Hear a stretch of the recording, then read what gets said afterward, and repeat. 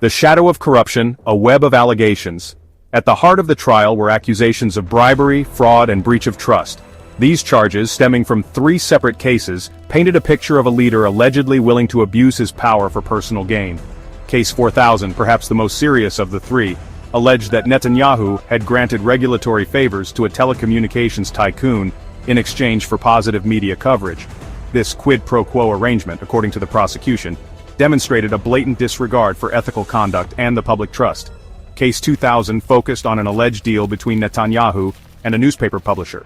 This case centered on claims that Netanyahu had offered to use his influence to limit the circulation of a rival newspaper in exchange for favorable coverage in the publisher's own paper. The prosecution argued that this too constituted a clear abuse of power and an attempt to manipulate the media landscape for personal benefit. The third case, Case 1000, while seemingly less egregious, still carried serious implications. It involved accusations that Netanyahu had accepted lavish gifts, including expensive cigars, champagne, and jewelry, from wealthy businessmen. While accepting gifts is not inherently illegal, the prosecution contended that these gifts were not merely tokens of appreciation, but rather inducements designed to curry favor and influence Netanyahu's decision-making. These charges, taken together, painted a damning portrait of Netanyahu. The prosecution sought to portray him as a man more concerned with his own self-preservation and enrichment than with serving the interests of the Israeli people. A stalled reckoning.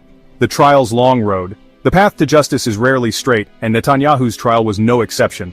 The proceedings, which began in May 2020, were mired in delays and legal maneuvering. Netanyahu's legal team, employing a variety of tactics, sought to stall the process and cast doubt on the prosecution's case. One recurring theme was the argument that national security concerns prevented Netanyahu from devoting the necessary time and attention to his defense. His lawyers pointed to the ongoing conflict in Gaza and other regional tensions as evidence that the prime minister's focus needed to be elsewhere. They also claimed that the trial itself was politically motivated, a witch hunt orchestrated by Netanyahu's opponents to remove him from power. This assertion resonated with some segments of the Israeli public, particularly those already inclined to view the legal proceedings with suspicion. Despite these efforts, the judges presiding over the case made it clear that they were determined to see the trial through to its conclusion. While they granted some concessions to accommodate Netanyahu's schedule, they rejected attempts to derail the proceedings entirely. The trial's protracted timeline only served to heighten the sense of anticipation and uncertainty surrounding the eventual verdict. With each passing delay, the stakes seemed to grow higher, the potential consequences for Netanyahu and for Israel more profound. Storms on the horizon. Conflicts engulf the region. As the legal drama played out in the courtroom, a real-life drama was unfolding on Israel's borders and beyond. The Middle East, never a stranger to conflict, was once again engulfed in violence and instability, adding another layer of complexity to Netanyahu's already precarious situation. The Gaza Strip, a long-standing flashpoint, was once again embroiled in war.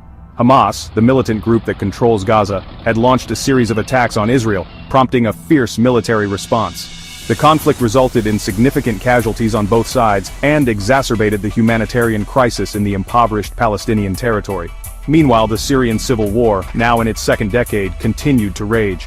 Israel, wary of Iranian entrenchment in Syria, had carried out numerous airstrikes against Iranian-backed targets, further inflaming tensions in the region. The collapse of the Assad regime and the ensuing power vacuum had created a dangerous void that threatened to draw Israel further into the conflict. Adding to the volatile mix was the situation in Lebanon. Hezbollah, the powerful Iranian-backed Shiite militia, maintained a significant military presence in southern Lebanon, posing a constant threat to Israel's northern border. Clashes between Israel and Hezbollah were not uncommon, and the risk of a larger conflagration remained high. These conflicts, each with its own unique dynamics, created a perfect storm of instability in the region. They not only presented immediate security challenges for Israel, but also complicated Netanyahu's efforts to focus on his legal defense and maintain his grip on power. In recent years, Benjamin Netanyahu's influence over Israeli politics has been a subject of intense debate. Many argue that his leadership style has eroded democratic norms and institutions. Critics point to his attempts to weaken the judiciary and control the media as evidence of his growing authoritarianism. Supporters, however, claim that Netanyahu's actions are necessary to ensure Israel's security and stability in a volatile region. This ongoing tension highlights the fragile balance between maintaining a strong leadership and preserving democratic values. Public sentiment, oh, it's a delicate thing. It can sway like the wind, influenced by the smallest of actions or the grandest of gestures.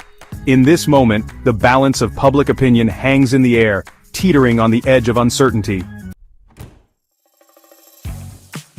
This tale, it's more than just a story of innocence.